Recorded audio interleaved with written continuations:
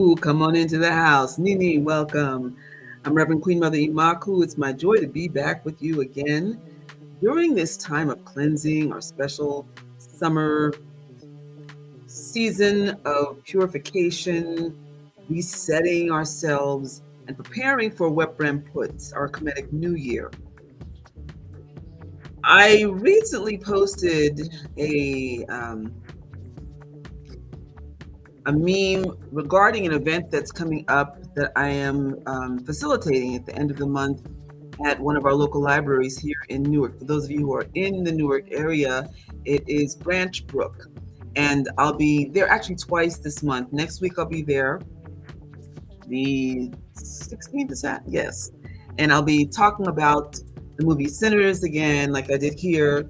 And also I'll be breaking down the African symbolism in it, and also how African spirituality is displayed in cinema, and what a fine job was done in this. And for people who did not get all of the meanings and who will not be in the area, you can go to my YouTube channel and find the Mother's Day edition where I broke down Sinners. But I'm also going to be at that same library 2 weeks later on the 30th, and I'll be doing a workshop about gree bags, juju bags, herbal sachets, the holistic properties that are in herbal medicines, in plants, and also the protective properties. Brandon, it's good to see you. Hello, hello, hello to you too. Hoping all is well, hoping that your mom is good. Y'all listen, please like, share, subscribe. If you're on Facebook, then please give me some hearts, and be sure to share. You're on the air, and we're about to get down and talking about African mysticism. The reason I brought that up is because of the workshop that I'm going to be doing on the 30th. And there's an awful lot of interest in it. There are so many people. Son Jetty, how are you? It's good to see you, son. Imhotep. Imhotep. No. Ye Imhotep. It's late. It's late. I had planned to be on hours ago. Okay. But I forgot that I had an activist meeting, one. And I actually had a lesson with one of my students that was planned.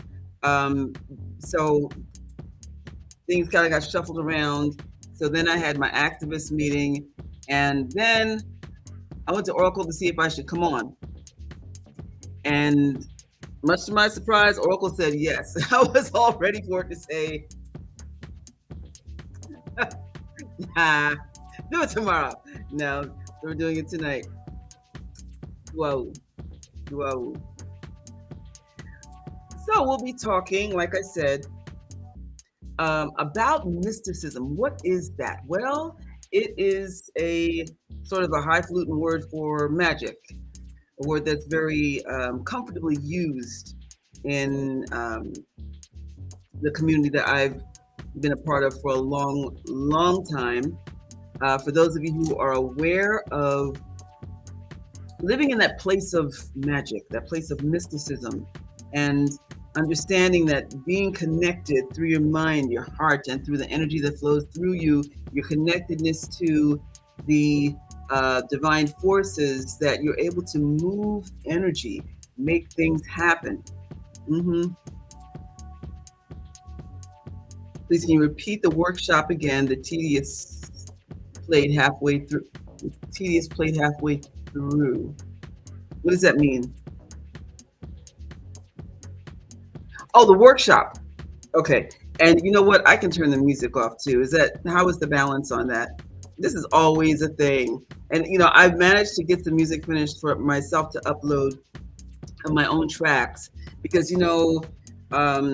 they're really cracking down on people on social media with using other people's tracks, even though they put them up and say that they're royalty free, their copyright is good, and that it's good for the public to use. But then people are getting knocked left and right because there's some complication of whatever. So it's safe to create your own music. Now here's the thing. After I go and get the camera all set and the sound all set and everything like that, then I realize that I need to disconnect something in order to put in my USB. And I said, okay, one more time. One more time, I'll go with what they have here. Then you got to go through this whole thing of trying to pick out the right music. Is the music okay? And Brandon, the workshops that I said are taking place on the 16th, which is coming up next week. That's a Wednesday night from 5 to 7 p.m. for those of you who are in the area, and that's going to be at Branch Brook Library, the Newark Branch Brook branch, from 5 to 7 p.m. The one that's going to be taking place on the 30th is the it's a Juju Grigri workshop, talking about making healing herbal sachets, the history of them going all the way back to ancient Kemet. Yes, and there's terminology for it. I did a lot of research. Over the years, I have found all the terms that are germane to our way of living today. And for those of us who are in the mystical arts especially, but also because of the fact that alignment with all that nature has to give us, the Netcheru give us, is basically where we live, where we sit, and how we filter the world.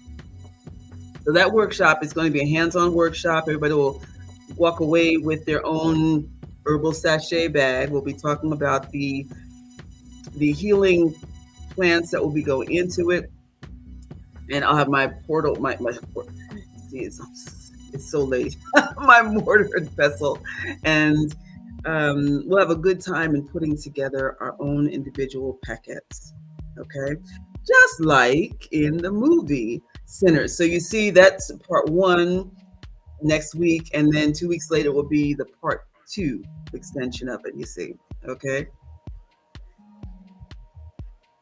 So you meant the video. I don't know how tedious it came. Oh, autocorrect. So how is the sound? I mean, how's the sound, and how is the video? How's the video quality? The reason you asked me to start it again. We good? Okay. And this electronic shaker is kind of getting to me. I'm going to turn this off. I have to say, I've really been enjoying using electronic music when I've been recording over the last year at the library, where you can record for free, as long as you have a library card. You set up your session time. And as you can imagine, it's a very popular feature at the library. But I have to tell you, as a musician, sometimes the electronic stuff doesn't quite cut it, But if you know what you're doing, you find that you make the right choices, then you can have some really exciting things happening. And so actually most of my tracks are generated in that way. So that was a very wonderful creative process. Okay, so let's talk about what exactly mysticism is. Comedic mysticism in particular, going all the way back, which actually touches on every single aspect of African mysticism there is. Why? Because there was a constant flow of people in and out of the Happy Valley from one end of the motherland to the next, and bringing their knowledge, their wisdom. And so Kemet became a culmination of the best of the motherland. Now, there are some things that people took with them that generated from Kemet. And then also there were many aspects of so many other cultures that melded with Comedic culture. And with all the research that I have done, plus all the years that I have practiced this tradition as a mystic, as a healer, and not just in this tradition, but in other traditions. And I brought all this up to say, here we go, Shenu, full circle. I have a little teeny bit of my bio on the flyer for the herbal workshop. And there I very briefly said that I am initiated into 4 different African spiritual systems. 4. That's not including all my initiations, because Lord knows in the Comedic tradition, I've had several. I was initiated twice in the Shona Ndebele tradition as a Nanga, which is a healer. Was initiated once into the Handmaidens of Nubia. And then, of course, 2 years ago, I was initiated as a Mambo in Haitian Vodun. Now, the last one was the most surprising because I really had no intention of having that happen. But, the ancestors, they have a whole other thing in mind. And I have to say, it's 2 years later. And now there are so many things that are just like, well, there were things then was like, boom, boom, boom. Oh, this. But then as time passes and you have a chance to kind of ruminate on things, then you really see how things come together from an holistic standpoint and how everything is connected, and looking back on the other traditions as well. And then also my experience as an Umbandista, which basically makes you familiar with the Macumba practices in Brazil. There is a connection in my family, believe it or not. And I know I've got this whole melange of cultures that exist within my family. However, they all, of course, trace back to the motherland. What is the word for magic or mysticism in Kemet? It is HEKA. HEKA is associated also with one of the Nechiru, one of the, for lack of a better term, gods, who is the god of magic, of healing, of words of power, which are called HEKAU. That's the plural of HEKA.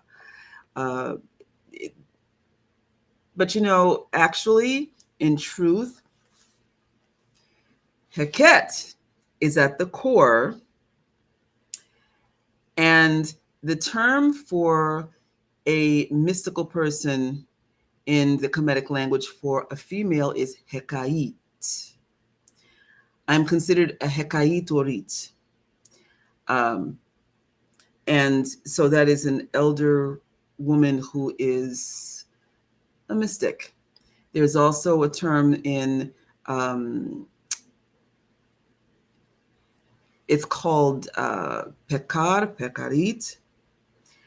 And you have Pek, which is P-E-H with the diacritical mark underneath it, which is represented by this symbol. And it wasn't until I went through my Shona Ndebele initiation that I finally noticed this and came to understand what this is. Now, let me explain something when it comes to reading the Meta Nature, what we call the Meta Nature, the words of God or of the Most High, what the Greeks call the hieroglyphics. There are so many layers that are involved in understanding exactly what the symbol means. And as you continue to move forward and grow, then you have deeper insights, and the stronger your intuition becomes, the stronger your relationship is with the guardians who are in your spiritual court, your Paut Necheru, the one who owns your head, the one who, and also your ancestors. The ancestors are so important. Listening to all of them as they're driving you to different levels of truth, inner truth, and then also that which is without. Then you come to new levels of insight and wisdom also because of your experience. Now, had I not gone through my experience being initiated in the Shona Ndebele Nanga tradition, because there are many different Nanga traditions, but Nanga means healer in all throughout Africa, throughout the central, all the way down to the tip. But had I not gone through it, I would not have understand that this is not what Budge said that it is. He claims it to be the hind part of an animal, and it's not. It's a frog riding a serpent. Now, what is interesting is I recently learned from a young friend who has a lot of frogs in his yard that frogs generally will attract snakes. Why? Because snakes want to eat them. But what do we have here? We have this symbol that's often used for frog, that is on a serpent that is both leading and also rearing up. So that means that there is guidance of the energy, because serpents represent the life force. Frogs represent transformation and also initiation on a really high level. I find that my students who are drawn to me generally end up going through a period in the very beginning where serpents and frogs are drawn to them. Very strong symbol. But the idea that the animal that would be considered prey is riding its predator. Very powerful. Okay, so those of you who know the story, when I went through my initiation in the Shona and Ndebele tradition the very first time, because I went in the spring, the anniversary just passed, and then I also went in the fall. I was initiated by Don Miguel Ortiz Hill, and also by Baba Mandaza Kandemwa of Zimbabwe. And so when I was with Don Miguel, with that experience, 2 days in a row, as I was sitting on the dock getting ready to get baptized, because in most African traditions, baptism is an opening of the way and a way of declaring to the divine forces and also to your ancestors and all who have an interest in you, but also declaring to the world that you are stepping into a new life, that you are shedding your skin, that you are cleansing yourself as you prepare to become someone new. A term that's associated with this symbol also is wuchem. I don't mean this entire symbol, I mean the frog symbol. Wuchem. Wuchem means to be reborn, the renewing of life.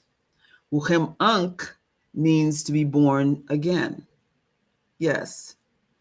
So in going through this, in preparing myself and psyching myself into getting into the water, because I can't swim, okay? At the time, I could not even doggy paddle. Now I can at least doggy paddle and I can float. But at that time, I was really scared of getting in that water. And also because of the fact that this is associated with the water spirit tradition, the Njusu tradition. The water spirits are referred to as Njusu in the Shona and Ndebele tradition. In other African traditions, including African American traditions, they're known as the Simbi or the Chimbi or the Chimbe. But anyway, the story that goes along with that is that there are some people who are taken under the water to the bottom of the water source to another realm. They disappear for 7 years. And then if they're successful in everything that they're taught by the water spirits that pull them in, then they return to the spot that they were taken from, and they become the healer for their people. They have enhanced abilities, and this is the calling. It's a heavy calling. I did not want to disappear for 7 years. I prayed, please. I did not want my children to think I was dead. I didn't want anybody else to think I was dead. But trust me, if you don't get taken under the water, then you will still get your 7 years of training on land. Trust and believe. But as I was sitting on the dock and I had my drum with me, trying to psych myself up, and I started drumming and I went into trance. But just before that, all of a sudden, this frog popped up. It just popped up in front of me, 5 feet in front of me. And I just kept on drumming. I closed my eyes and I tranced out. When I came to, the woman who was with me, who was my hostess, pointed behind me, and directly behind me, 5 feet, was a black snake. So I was in the middle of this energy. And she had said to me, if I had not been here to see it, I would not have believed it. It came out from the grass. Alexis, it's good to see you. It's good to see you. How are you? Give thanks and praise.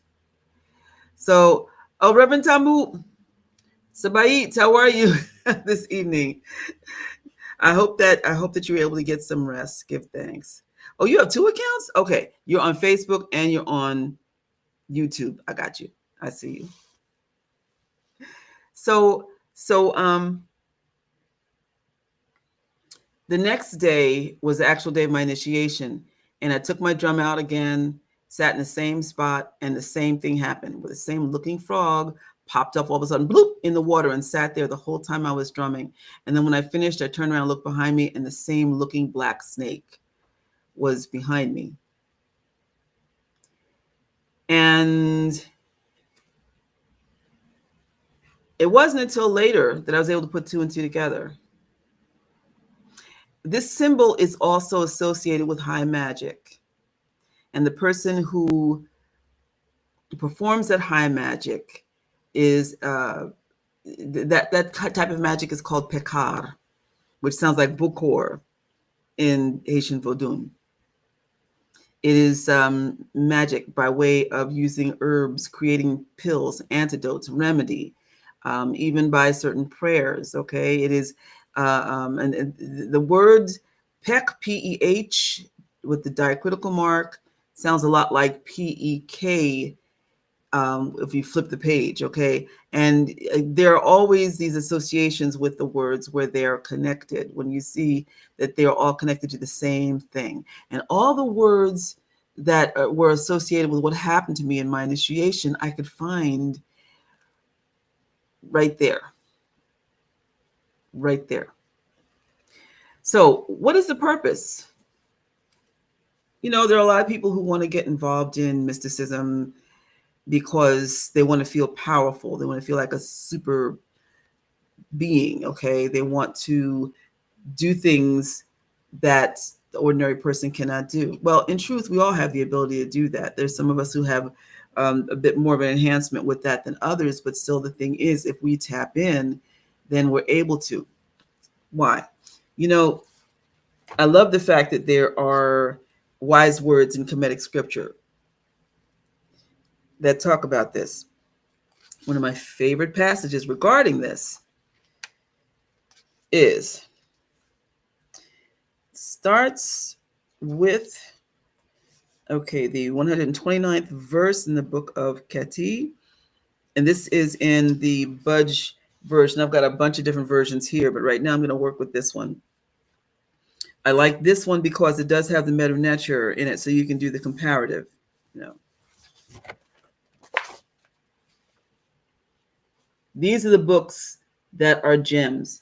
And when you're able to get the original, for lack of a better term, manuscript, but when you're able to get the original meta nature and begin your own study and finding, well, this doesn't really quite match up, all right, or this should mean this, and why? Because you're bringing an African filter to it. For those of us, especially who have been in the practice, in the lifestyle of Comedic culture and spirituality, then you're bringing the Africanism to it. For people who are who have been parts of others, and there are many in these traditions who are more than one thing. So you may be initiated into Isheshe, okay, or into Kimbanda. You know, you may be initiated into Palo Santo. Many of us are drawn to more than one tradition because we are fulfilling an ancestral obligation, I want to say, for lack of a better term, but also a fulfillment of a mission that we signed on for before we came here. And in order to live out our life path and our life mission, that means that we end up initiating into different other traditions in order to bring healing, not only to ourselves, but also to our bloodline, to our family, and to our communities. Mm-hmm. For those of us who are really committed, and where it's not just trying to get a title, where it's also about the inner journey and trying to tap into your ancient self that rests within you, because we have been so westernized and working. It's a lot of hard work. Listen, it's a lot of work. I told y'all how I've been in therapy the last 5 years because I'm serious about working on myself. It is in conjunction with my faith. All right. Fortunately, they work hand in hand. Fortunately, I have a therapist that's very supportive and does not think I'm some kind of a weirdo because of my faith practices. No. In fact, she's very, very spiritual, grounded herself. But my point is,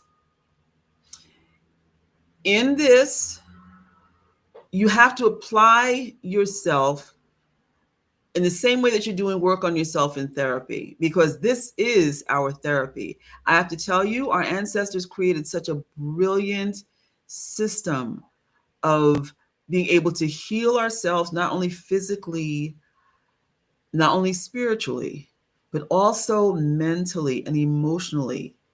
The complete concept of holistic wellness goes all the way back to Happy Valley civilizations. Yes.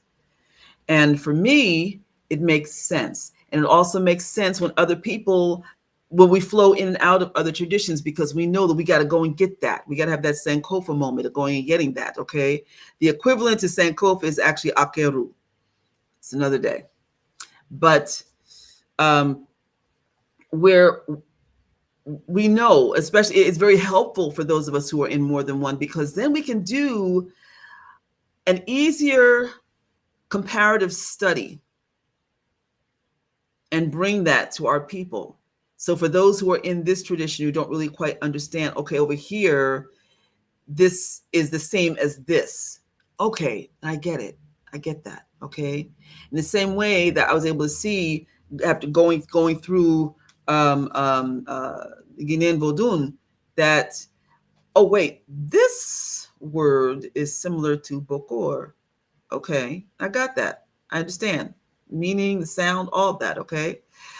So, B Lotus, is good to see you. M Organically, welcome. Thank you. I'm glad you like the colors today. Give thanks. Okay. And M says that's the journey I'm on right now. Good to see you again, by the way. Thank you. It's good to see you too. So, and it's funny because I started to change, but I was like, I'm just going to keep this on. So I'm glad you like the colors too, M. Okay, so let me share what our ancestors said. This is the Book of Keti. Now, starting out with work for God, or Netshur. We know God as Netshur. We know God as Nebetshur. But Netshur is a compound word which means no limitation. Netcheru is the plural of that, which means no limitations. So we believe that so-called God force that is without is also within, and all the aspects also exist within us. And what does that mean? That means that, in a sense, ideally, we are limitless, because of the fact that we are part of creation that is limitless, because of the fact that we honor a quote unquote God that is limitless, and their forces within it, the aspects within reside within. So we have the ability to tap in and become limitless and be able to perform miracles or either experience miracles. And once you do that, then it becomes everyday life. Okay. So, but it's got to be a symbiotic relationship. In Comedic culture, we have Ma'at, which is harmony, balance, reciprocity, justice, higher love, order. Okay. But there is a give and take. In the Orisha traditions, well, in particular in Isheshe tradition, there is Iwapele, which is good character. Okay. Good character in the Comedic language is called bitnefer. Bitnefer. So bit is character. There's several other words for character, but for that phrase, good character, bit nefer. Nefer is good, beautiful, successful. Okay. If you are living in a place of balance and you are harmonious with your surroundings, your environment, the people around you, not to say that there is an occasional conflict, because listen, this is part of life, but still to have a deeper understanding of a situation and to be able to deal with it based on that higher knowledge and that deeper level of order within and centeredness that gives you the power to be able to deal with the situation. Once you are able to do that, then the world really opens up to you.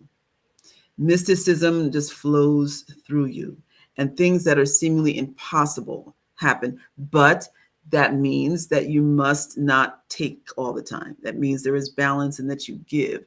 Also, meaning with the planet and also with the elements that are here upon the planet.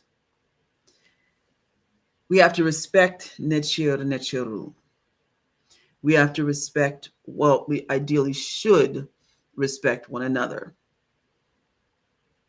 We should respect nature because we live here and we need this planet. This planet can survive very well without us, but we need this planet and all the elements that are here that also reside within all of us. It's just a matter of being able to open up and unlock those energies and the abilities within us.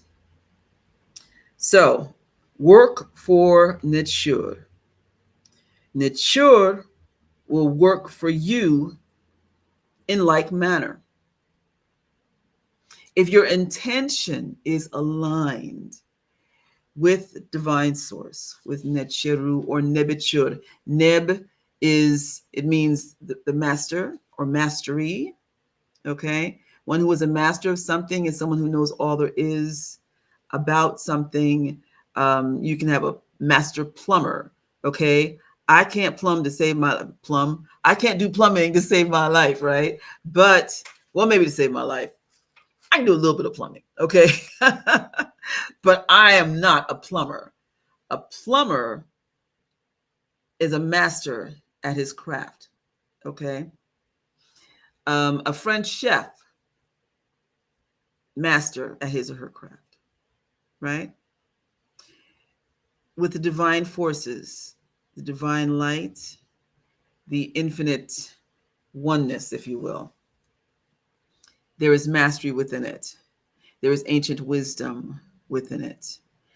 And so with Nebetshur, Neb being the root word, and the symbol is a basket or a bowl, and you think of someone who knows all there is about something and placing it into this bowl.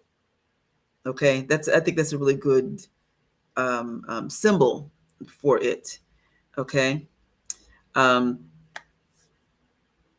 so and then Neber or Nebre, Re is well, there are two ways of looking at that. Yeah, I'm going to break this down. Yeah, I'm going to break this down right now. So Neber or Nebre, that is the life force, but Re is also sometimes used, or air is sometimes used as a way of saying of, okay? But it's an expression of the life force, okay? So here we have this master of the life force. Cher means, actually means limitation. Net share means no limitation, but share is a term that deals with understanding respective boundaries. All right. So even though you're talking about the creative force, and we know also that it is limitless, still it also is expressing that in nature there is an understanding of boundaries. Okay. The highest aspect of wisdom is to know where things flow, where there are limitless, okay, but then also knowing that where the potential should end, where, like, how far you should go, how far you shouldn't go. Just like in dealing with the Agdoad, and they are aspects of these are each aspects of divine forces, and they're paired up, so it begins with Hue and Huette. And Hue this is a perfect example right here. Hue is free floating time, free floating. Okay. But when you have Huette, then she basically determines where she wants to move the boundaries. Okay, so all right, so or creating boundaries. Okay, so Hugh is out here is free floating, and she comes and says, okay, we're going to put a line right here. The line of demarcation is here, or we're going to move it over here. But the thing is, she brings definition. Okay, so that chur that is in nebichur is the understanding of being able to define. Okay, and place that line of demarcation. Okay, I hope y'all have your notebooks. You know good and well, I have to spill out a lot of information.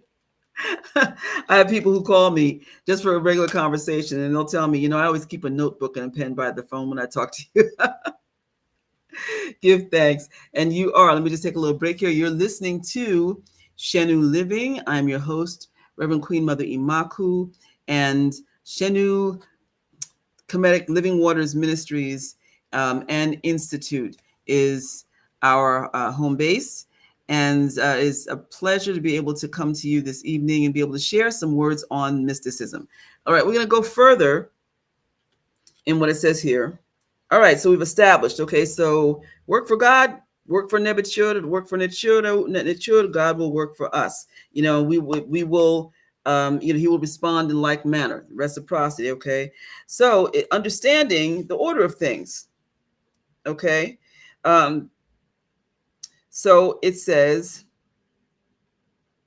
regulates or keep order among men and women who are the flocks and herds of God. So you've heard this in Psalm, about humankind being the sheep of God.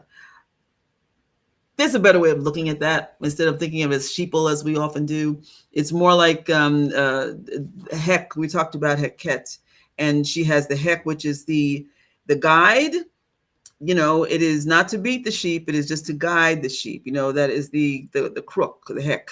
Okay, so all right, so God creates, He regulates, and he's basically is establishing with a lot of other words here that the divine force actually looks out for us. And what is the way? One, He has made, or the divine has made for them fruits and vegetables for us, flocks and herds, feathered fowl and fish for subsistence. Okay, but this is the part that I love. Well, I loved all the rest of that too, but it says He made for them HEKA, words of power, or HEKA, magic, for weapons to repulse the might of untoward happenings. There are other interpretations of it that basically say that mysticism was made available to us and created for us in order to combat the really jacked up things that happen in life, especially when it comes to dealing with injustices in the world. Okay.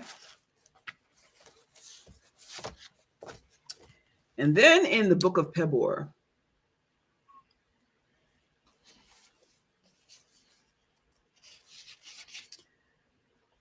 okay, we have here, this is the 24th instruction, chapter 31, and verse starting with 19.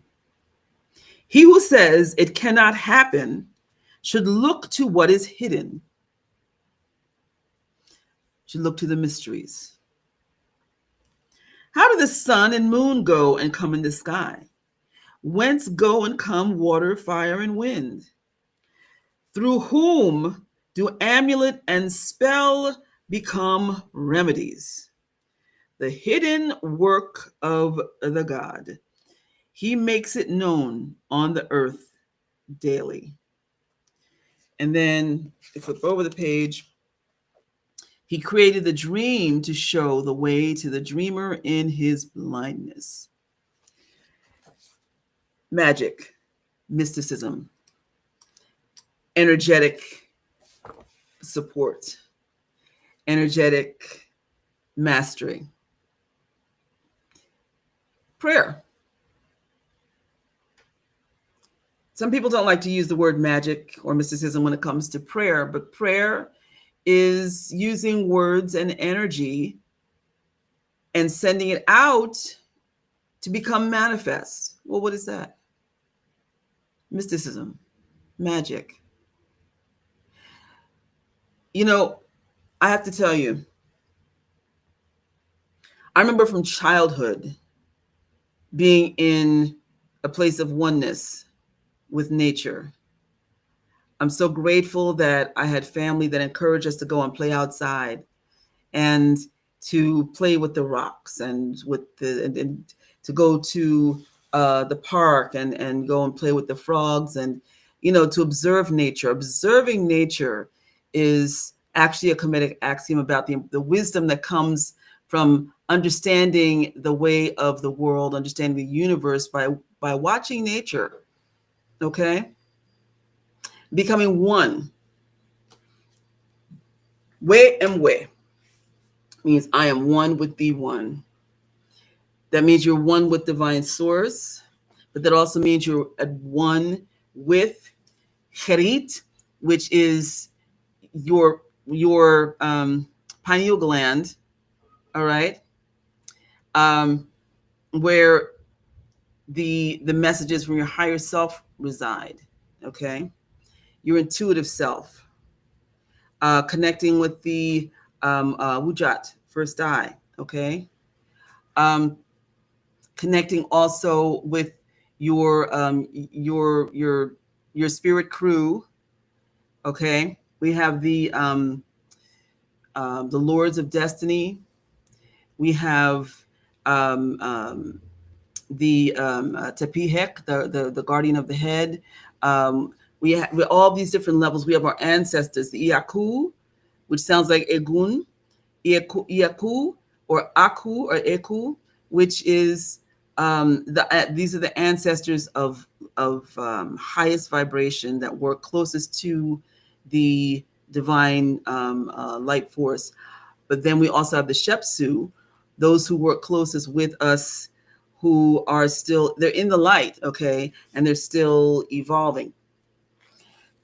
So many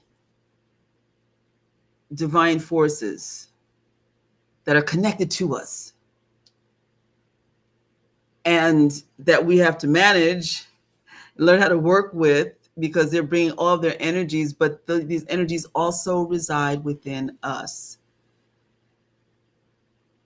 I learned over the years about the importance of connecting also with the ancestral energies that you have. That's why I ended up going through the Vodun initiation, because they were connected to my family, you know, and generally there's at least somebody who ends up becoming the caretaker, so that you're not dealing with errant energy, but also so that you're able to become more empowered because you're connected to that aspect of source.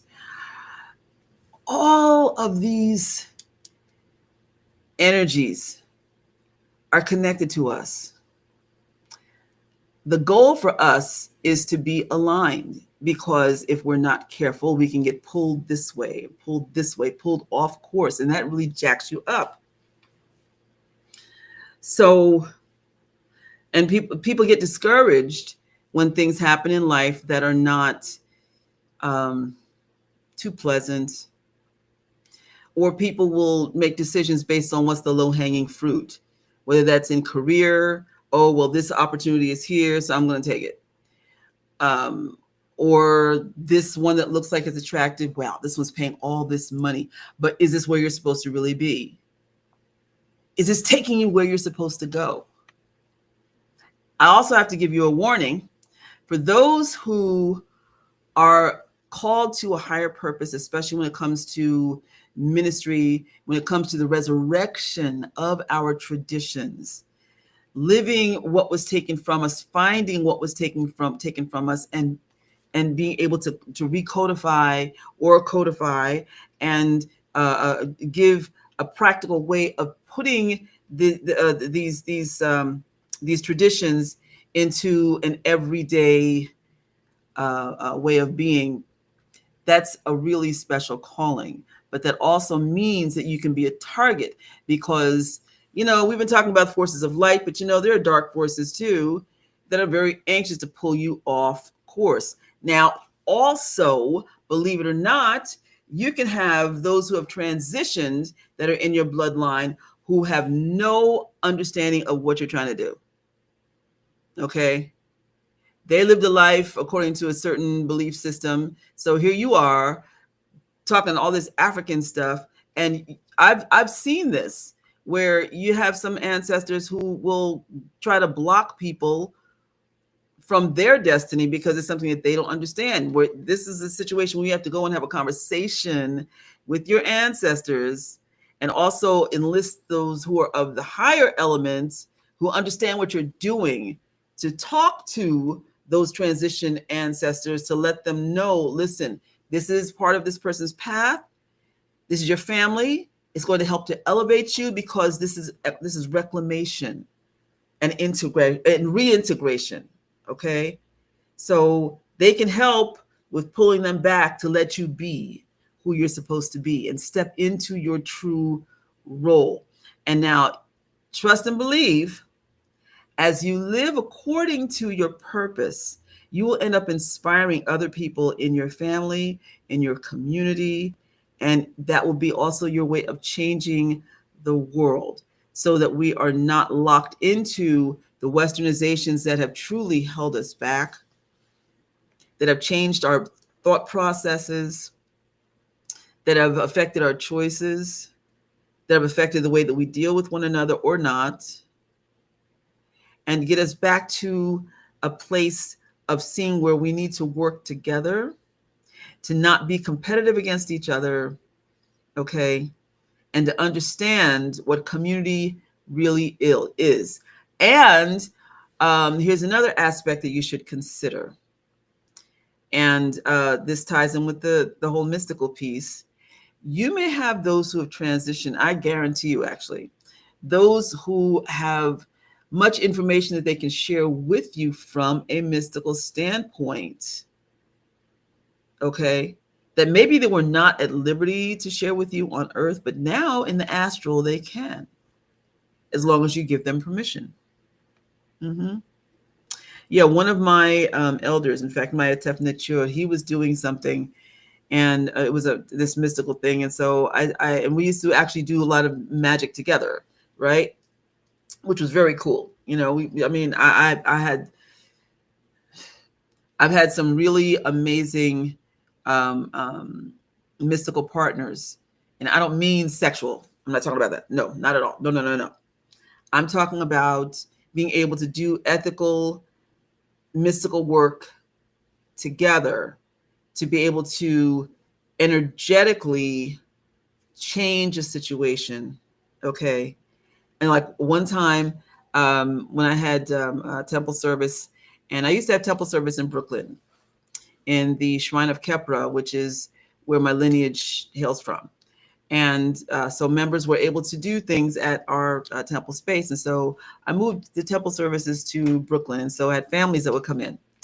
So as an art teacher, I used art as a way of being able to share about the culture. So we would have our ceremony first, and then we would all sit in a circle, and I would teach the lesson, and then we would break out the art tables, and we would do an art project that was in conjunction with the lesson of the day, and that would also give the children and the adults a chance to ask questions and for us to talk about the tradition and to make it like really down to earth. Well, one time we made jewelry.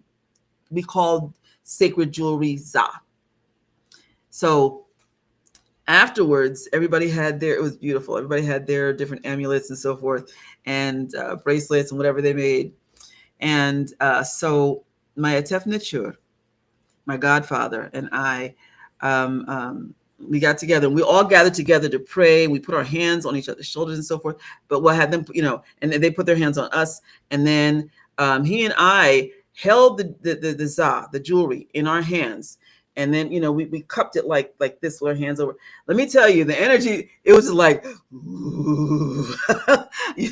I mean, it was just, both of us were just, the energy was so intense. So their Za got really charged up with a lot of positive energy.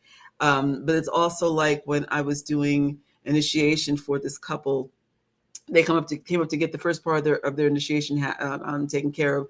They came up from the south and came up here. We went to the beach and they did their baptism. And then after that, I began the energy transference with the energy that we work with. We work with Shenorit energy, okay? And so now this brother was already a powerful healer.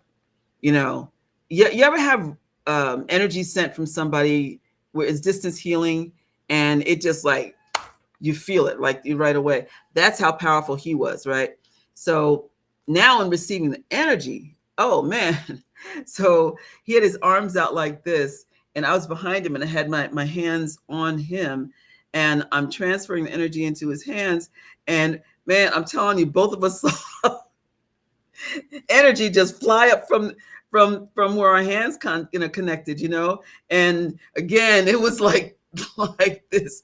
And by the time we finished, he was like, Queen Mother, oh my God. And his wife was just like, did I see sparks fly from you guys? Yeah, I mean, and with going back to my Atef Nachur, I've told the story about the first time that I got to see him put his ankh down in the water and pick it up and spin it and see sparks fly off of it. And, I'd heard that he could do that. When I finally saw it myself, I was like, wow. But what's the purpose of all of that? Well, there's supposed to be a purpose, okay? It's not for showing off.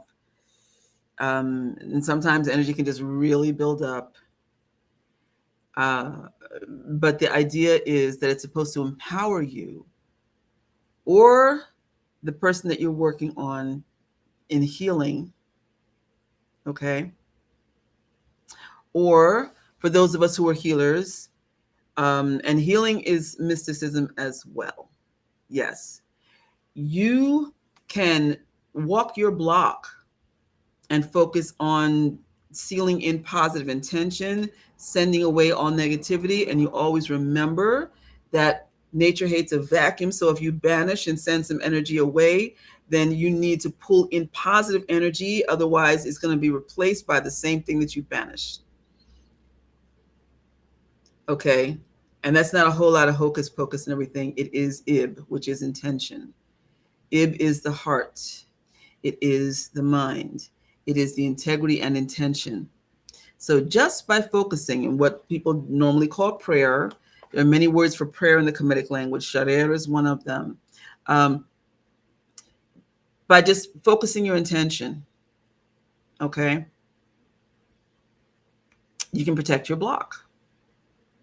You should also protect your household on a daily basis. Yeah, every day. Why? Because the world that we live in. Okay. I've spoken before about being careful about who you let in your home.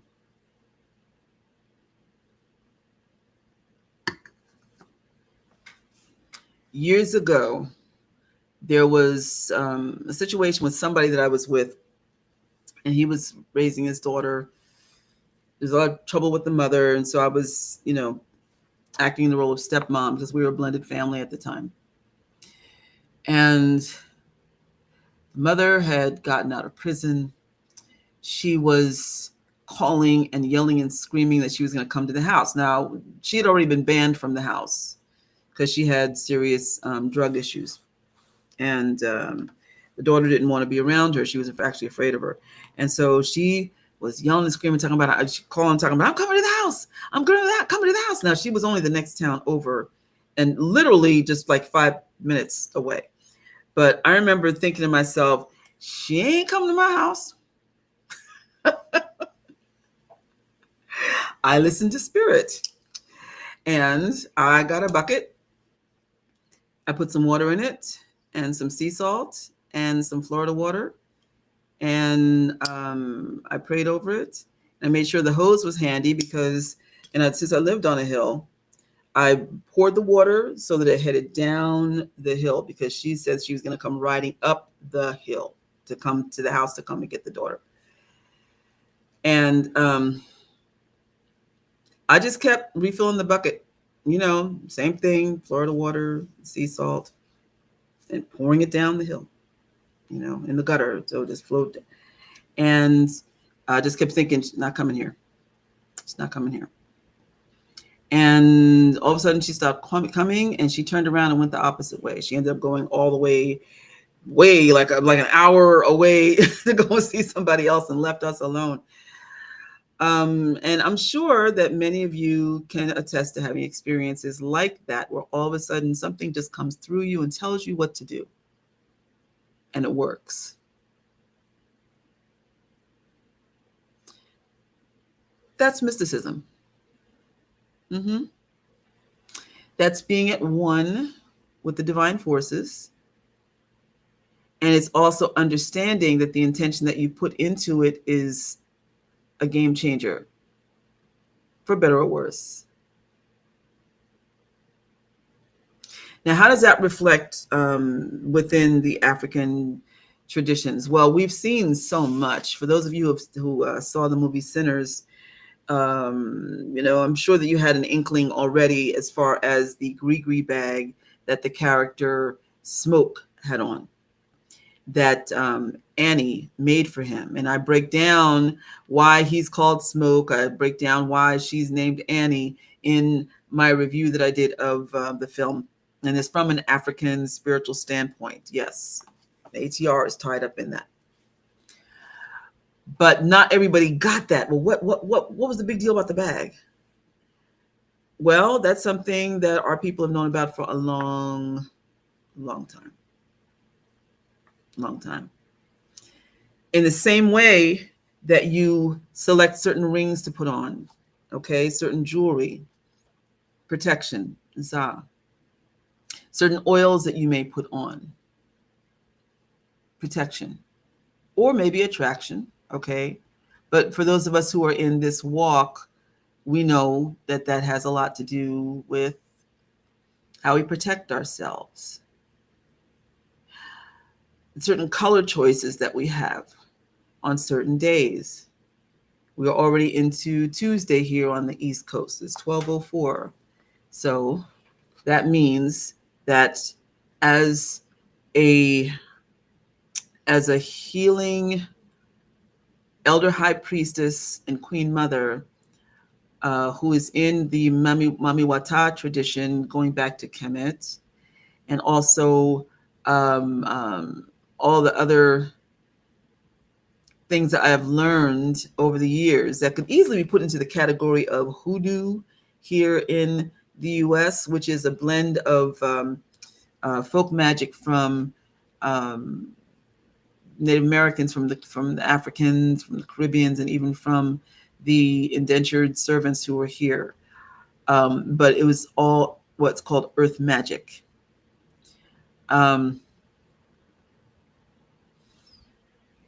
Many of us are aware of it.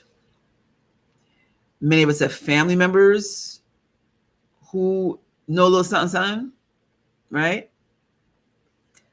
I remember being so shocked by a cousin who all of a sudden, she just broke out with something, about a situation I had. She said, oh, well, my mother taught me that if you do this and you take this and you do this and you put this on the door. And I'm like, wait, what? I was shocked that she knew it. All right. Because she's very, very much Miss Corporate America. Okay. But our family, that's how we rolled. We got down like that. Right. And clearly understood that because the fact that we're in a world that is many times stacked against us, that just like it says here in Comedic scripture, this is why we have the ability to tap in on a mystical level. without necessarily being initiated in other practices. But I was talking about respecting African traditions. Now, there are many people who are intrigued, not necessarily called, but just curious, or have heard a lot about how powerful the ATRs or African traditional religions are and want that power and will dibble dabble in it. And I'm here to tell you that's not a wise thing to do. Even though you may not be initiated in something, it's still important to respect the tradition enough to immerse yourself in it so that it becomes a daily part of your life. Okay? Because it's disrespectful to just, you hear about a Loa, or you hear about an Orisha, you hear about one of the Netrut, and you decide, oh, well, that sounds good. Oh, they do what? Okay, yeah, I'm going to do that. No. Okay, let me just tell you, you may get the response that you want, maybe first time, maybe second time, but you cannot play with these spirits. You can't play with these energies. You can't disrespect them that way, just wanting them to get what you want. All right, like there's some kind of a genie in a bottle. You don't want to do that. Now, also, for those of you who are curious about the water tradition, the last person that you ever want to mess over or mess with is an initiated water person. Why? We become highly protected, highly. And for those who do dirt to us, pardon the earth reference with dirt, but those who do things that are not kind, who are intentionally trying to harm us, whether it's through reputation, whether it is through act, then our spirit crew will handle it. It's not even anything we have to do. And then later you find out, oh, well. And you have to be strong enough not to interfere with the karma. People do dirt to you, and so, but that's also why it's important to keep your life as clean as you possibly can, especially if you're a water priestess or priest. In general, if you are called to the priesthood, then you need to really keep your life clean. That's a challenge. If you have a potty mouth, that means you got to stop the cussing. Why? Because your words have energy and power. And it's important to understand that, whether you're initiated into priesthood or not. People who say, oh, I'm so stupid, don't call yourself stupid. I used to do that when I get disappointed with something that I didn't really get, because dealing with people, a lot of times I would give the benefit of the doubt to the wrong people, and then something would happen. I'd be like, oh, I'm so stupid. I don't say that anymore because I'm not stupid. I'm far from stupid. Okay. Big yourself up with the words that you say. All of these things with affirmations and so forth, that's part of mysticism. And again, that goes back to ancient Kemet. What are affirmations? Well, the use of HEKA, words of power, and the deliberate use of words of power so that you understand, okay, because there's a science to it when you really get down to the deeper elements of it. So you all have heard me share HEKA here. The last time I did was when we were talking about war and what we should do, what we should chant in order to counteract that, okay? Knowing, okay, this guardian I should put in this position, and then add this guardian because they match up, okay? And then it will produce the result of this guardian, so that it's like having, it's like a math equation. But you have to have a deeper understanding of the guardians, not from a superficial standpoint, from you just read it in a book, or somebody just told you. You have to know that you know that you know. That's for sure. That's how you know what combinations will work. Just like, when you're speaking to someone, you know the right words to say, you know the right buttons to push, whether it's positive or negative, in order to get a result. Some people you have to speak to a little more aggressively. Others, you can't do that. Okay. Why? Because you know the person, and you know what will happen if you don't use the right words, the right tone, the right approach. With the Necharu, we understand the Necharu to be energies within ourselves, but also we think of them, as I was taught, as family. So, in order to build up mastery in this, it takes years. It really does. Because a lot of it is trial and error. You find out what works, what doesn't work. Yesterday, I had an emergency situation, and I sat down and I thought, okay, when I've been in this situation before, who did I call on, and what was the result? And what has been the most consistent guardian that I've called on, where I've gotten consistent results? Although I get consistent results from all of them. Sometimes it may not be what I like, but it's a matter of understanding. Okay, so maybe this one was not for this task, right? Maybe this one was only going to bring you this far because you are still not resolved within yourself about having this kind of power within you. Whatever the case, still you come to know. And sometimes it's a matter of, if you go to Oracle, and this is the importance of Oracle too, and there's scripture for that too. The importance of Oracle lets you know whether you should move forward or whether you should stop. So if you get confirmation, say you get a sense, okay, so maybe,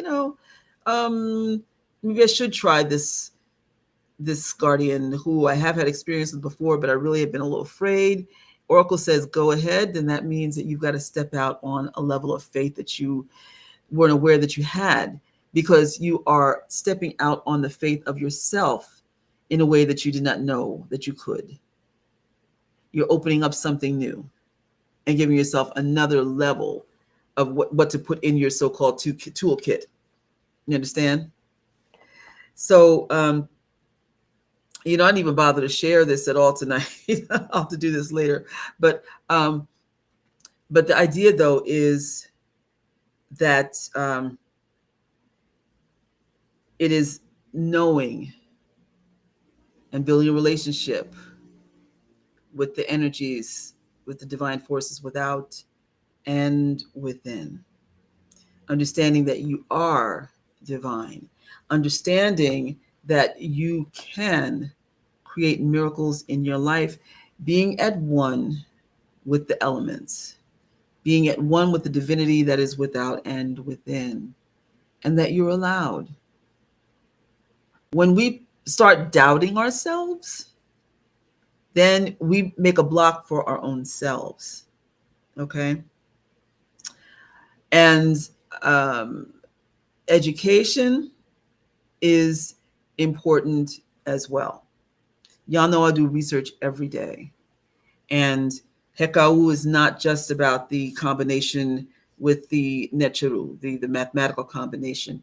It is also understanding this beautiful language, being able to speak the beautiful language, and to love the intonation, love the energy that goes along with it, and the results that will eventually come, because you do fall in love with the language.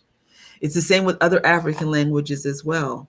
It's been a little harder for me to get hold of French Creole, even though Haitian blood is part of my DNA. But the Loa, I have a tight relationship with, and at least with them, I can speak in English, and I mean, you can speak in English to the guardians too, to the Necharu, but it's more effective if you use the language. It really, really is. And they love wordplay, the Necharu. They love puns. They were great punsters. They love double and triple entendres, but also the way that they left messages behind. They were actually for people to get at different levels. We started out talking about how you can be at one level and understanding something, and then later on, all of a sudden, it opens up in a whole new way because your mind is opened up, maybe, or your experiences have brought you a different place of understanding, and also because they work very much like lapis lazuli. Lapis lazuli is very gentle and healing, and it will unlayer when you're ready. So when you're at the point when you're ready to learn at another level, then they come to you with, okay, so you ready? You ready? And then the unveiling takes place. Yeah. So um, there is a discipline that goes along with it. Because of my positions, I have my daily routines based on the days of the week. I have my daily routines that I do every day, but then I also have my variations. I mentioned before about the fact that it's now Tuesday, and I associate certain Loa and the Necheru with Tuesday, and that's the warrior energy. So those who are in your pereru, your warrior court, then, and I did the research to find out about that too, because nobody else was saying what the term was for warriors. Okay, but anyway, that's the day of that's Martian energy, Mars energy, Martian energy. So you'll find, well, for many of us, that it's a great business day. It always has been for me, right? There's sometimes I'll delay making a phone call. Instead of making it on Monday, I will wait until the power day of Tuesday to make it. Also, the day of your birth is a powerful day.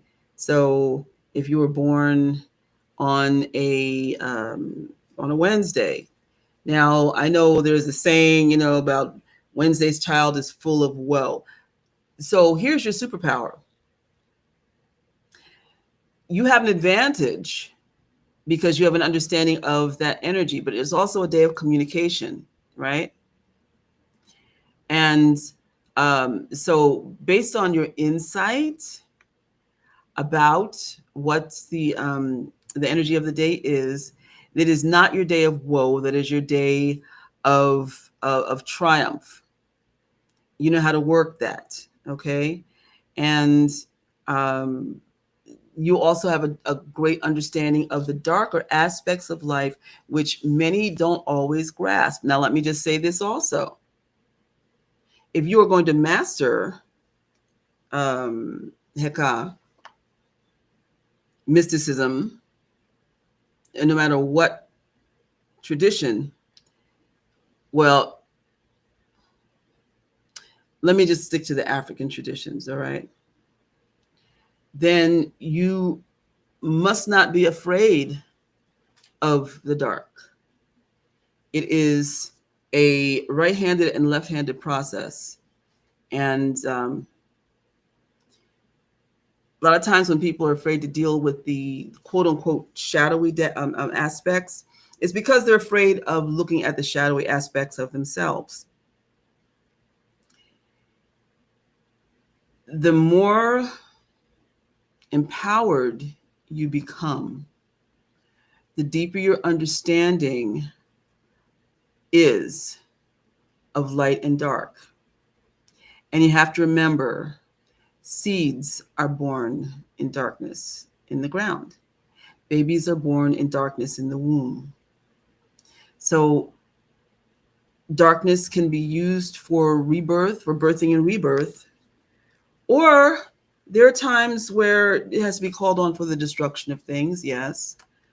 But let's look at another example of HEKA and energies.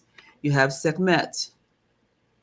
She's very popular, especially with women, because she's an avenger for abused women. But she defends the life force in general very fiercely. That's the energy of Re. She's a protector of the life force, and she is said to be the passion of Ma'at. Now, so she comes in, she does her job. She eradicates all that is toxic And let me just also tell you, for folks who are maybe experiencing some financial challenges right now, we have entered into Sekhmet season. and, well, not quite. When we get to Leo, right, we're still in Cancer. So we're still dealing with the heat. Okay, and that's Kepri, that's Kepra, that's still the, well, Kepri is the way it should be pronounced, but that's dealing with the intense sun energy. And so by the time we get to Leo, which is all the Leonine energies, plus the doubly awakened Herukuti, listen, people start experiencing their resources drying up. Sekhmet, that's her function. She is not someone to call on for wealth. No, no, no, no. When I've taught classes and when we've had classes on her, I've learned not to stay on her long, because everybody, and I could have classes 5 days a week, different classes, and we'd all be on Sekhmet. I'm bringing them, and then all of a sudden everybody's resources dried up. Well, that's because that's what she does. She's not a wealth bringer. She dries things up. She removes what's toxic. She burns fevers out of you. She burns disease out of you, infection of you through her fevers. Her job is to remove through heat. Money's associated with water. Okay. So it's important to immerse yourself in as much, no pun intended, with water, and making sure that you have beautiful vases of water around you, because things can get tight for a minute, but as long as you have that understanding, then you can circumvent it. You see, Sekhmet plus Ptah, who is stability. Okay, he is the foundation. So Sekhmet, she burns down or knocks down a building, if you will. And then the building is raised, so it's knocked down, and then everything is moved away. And then you have Ptah, who comes in to build or rebuild. Okay, he is the strong backbone. He is Ardi, which is stability. We say Anuk Ardi, I am stable, I am secure. All right, that's the function of Ptah. He's the builder. Okay, and so with those two, now you've set the stage for the beautiful lotus child Nefertum, right? He is in the water. You've got the fire, you got the earth, and now you've got the water child, who is born from the lotus, who represents love and the arts and perfumes and oils and all in life that is just absolutely wonderful and beautiful. That's the formula. Sekhmet, Ptah, Nefertum. Sekhmet, Ptah, Nefertum. Okay? So, any questions? We're at 1 hour and 17 minutes. M says, I've always deeply loved all things Egypt. Yeah, and the thing is, many of you know, I did not even start out looking for this path. I was looking for the Orisha path. But I found everything in Kemet. Okay? I understand that it's important for me to incorporate certain aspects of Orisha traditions in my life, but my foundation, my filter is Comedic, and I'm very, very, very self-assured there. I was a mystical child, yes. Told you all the stories of when I had my parakeet when I was 14, and my parakeet would be in the bedroom and I'd be standing in the living room and I would just put my finger up. My parakeet used to let himself out of the cage, okay? All my pets have been strange. I don't even call them pets, all my animal friends, okay? Some of us, there are other terms for them, all right? But, all my animal friends have been unique and did things that they were not supposed to do, well, according to man's definitions, but like my rabbit that I used to have, he used to let himself out of the cage. In fact, I have my invisibility stories with the rabbit that I'll save for another day. But I would put my finger up in the air. I was 14, okay? And I would be in the living room and I would just think to myself, Elton, come, because I named him Elton. And I wouldn't say it out loud. I would just think, Elton, come, have my finger up. And then I would hear from the bedroom, he would open the cage and fly directly to my finger, wherever I was. Okay. Now, I did not have a mother who discouraged me from that. What are you doing? What are you doing? You know, I mean, she didn't accuse me of being some kind of a demonic child or anything like that. All right. And she came to understand later how that alignment would serve in good stead for her at times. Yesterday was my mother's heavenly birthday. She would have been 87 years old. And it was also the 5th anniversary of when we buried her ashes when she transitioned from COVID in 2020. And I went to the local bridge over the river and said some prayers to honor her. And also, did some ritual. And it's beautiful when you feel the energy shift that gives you confirmation. I always ask for confirmation of whatever it is that I am looking to change.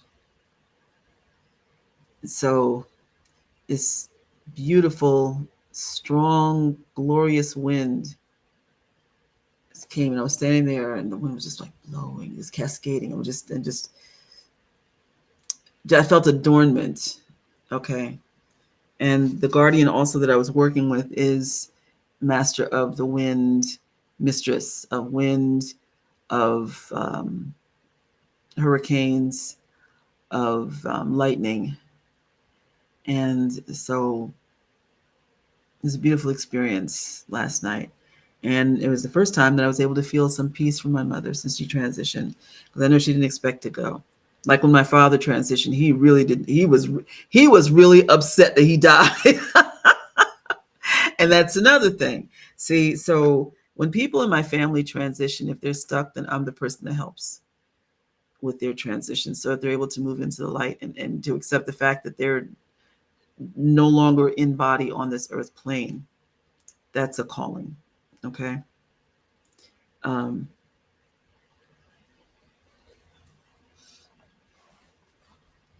Yeah. So it takes dedication. It takes self-discipline. Again, every day I have my routine that I do. And also they shift from day to day based on the particular day. With the 4th of July, I'm not down with the 4th of July, but it's not lost on me that all these fireworks are out there. And it was a great time to do some energy work, which I did. Okay. Being at one.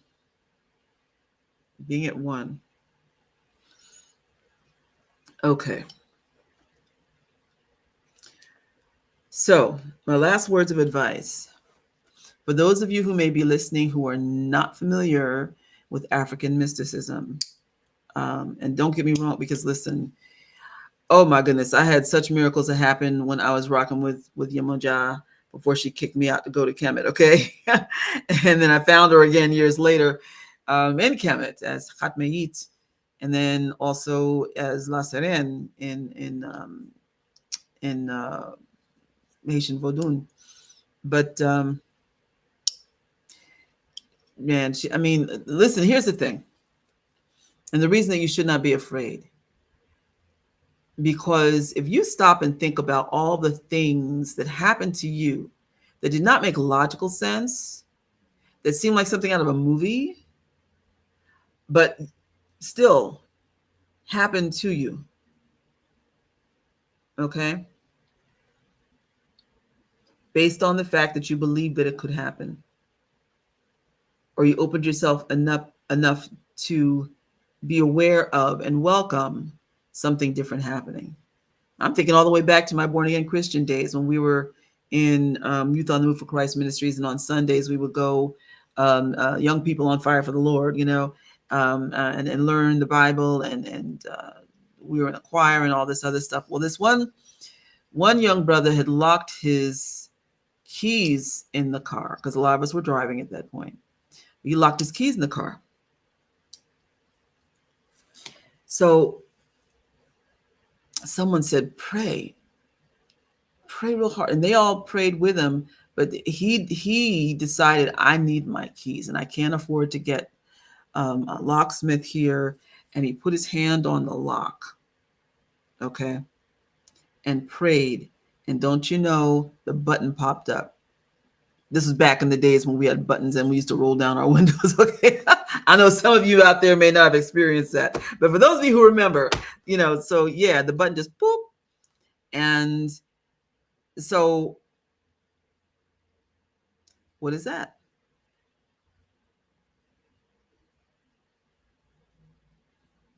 It's the same. It's the same. Believe in the miracles. Live in the miracles. Capri is the word that means transformation. It deals with transformation of the mind, of the life, but also it's the word that means miracle. Yeah. Okay. Now, finally, any questions? So you're playing with this clasp. Tef, what are you doing up this late?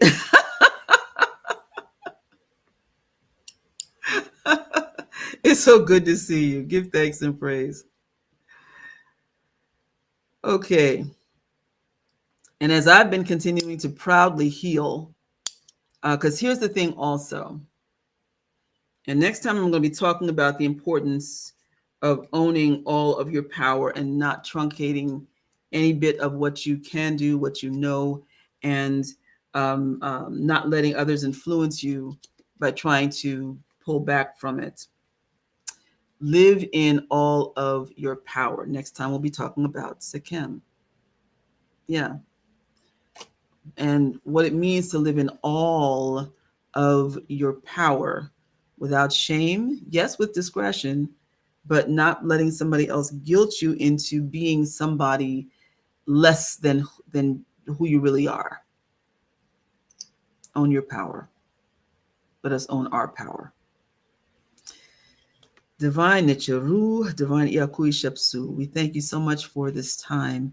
We thank you for your wisdom. We thank you for your love. We thank you for the manifold miracles that continue to happen in our lives. And we welcome all the more and know that living in the divine flow is what you ask of us, what you tell us we are able to do, and which deep down inside we are aware that we can do.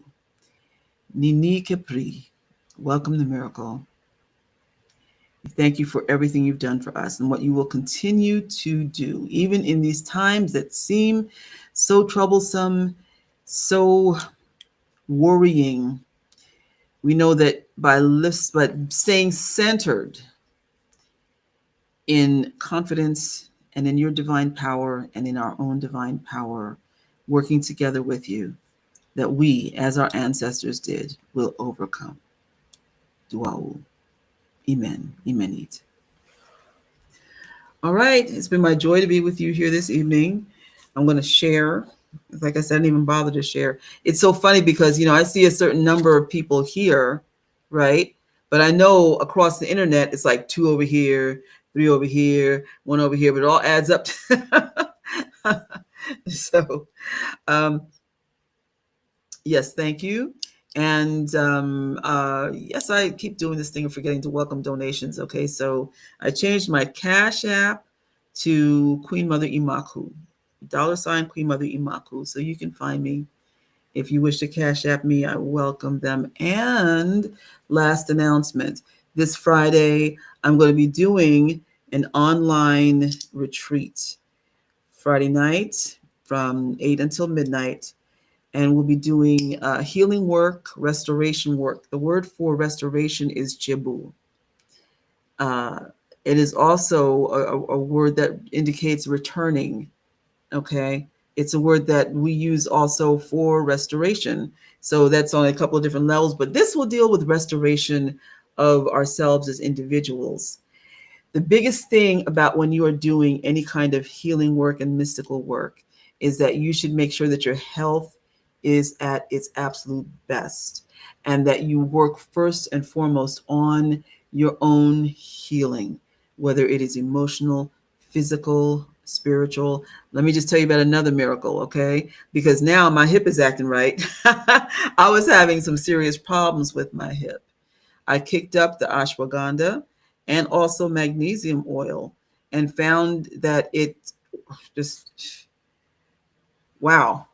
And I'll tell you about this other combination another time once I'm sure, because I was really shocked to find quite accidentally about another combination that has actually been helping my vision. I had a lot of cloudiness happening, with, what's it called? What is that? It starts with a C. Anyway, and wow, this morning I went outside to put something in the garbage, and I'm standing, I'm looking, I was like, yo, I can see. Wow, fine details and everything, amazing, quite amazing. If we open ourselves up to possibilities, cataracts, that's what, yeah, I'm starting to have, yeah. So, okay. Well, you all have a really wonderful night. And as we say, Meria, which means much love. Heri, which means be at peace. Teni, which means to be accountable. And Jebewi, which means to apply mercy in the right way. Okay. And finally, of course, Menu Nejem. As my father would say, stay sweet. Resui Nejem. Sweet dreams.